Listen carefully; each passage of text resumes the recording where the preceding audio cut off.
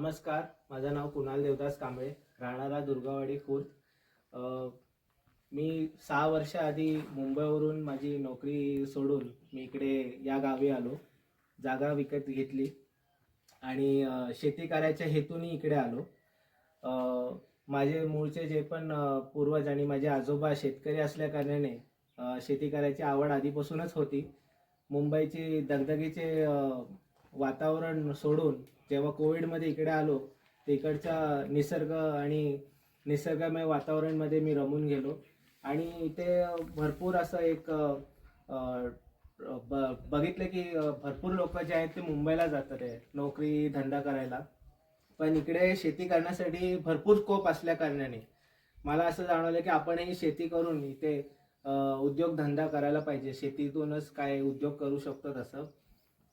पण त्यासाठी भरपूर असं आम्हाला चॅलेंजेस आल्या की पुढे शेती करायची तरी कशी.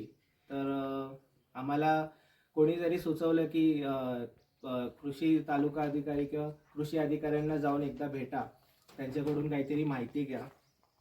तर आम्ही कृषी अधिकाऱ्यांना भेटलो, कृषी सहाय्यकांना भेटलो. त्यांनी आम्हाला भरपूर असं मार्गदर्शन दिलं, भरपूर असे स्कीम आम्हाला सुचवल्या. त्यातलं एक म्हणजे कृषी यांत्रिकीकरण महाडीबीटी कडून आम्हाला ट्रॅक्टर मिळालं. त्यातून आम्हाला 1,00,000 अनुदान घेता आलं. तसंच आम्हाला 40,000 अनुदान रोटावेटरसाठी मिळालं.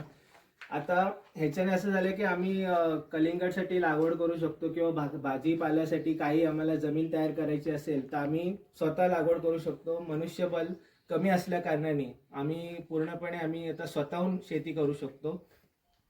तसंच आम्हाला मनरेगामधून आम्हाला बांधावरती नारळ लागवड करण्यासाठी आम्हाला अनुदान मिळालेलं आहे. आम्ही तसे 60 झाडं आम्ही तिथे अनुदानमध्ये आम्ही लागवड केलेली आहे झाडाची. तसे अजून भरपूर अशी योजना आहेत आणि भरपूर अशी छोटी छोटी जी माहिती असतात शेतीला रिलेटेड, ती सगळी माहिती आम्हाला वारंवार नायक मॅडम असतील, जाधव सर असतील, पिसाळ सर असतील किंवा घोडके मॅडम आहेत, ते सगळे आम्हाला वारंवार कॉन्टॅक्टमध्ये राहून आम्हाला माहिती देत राहिले.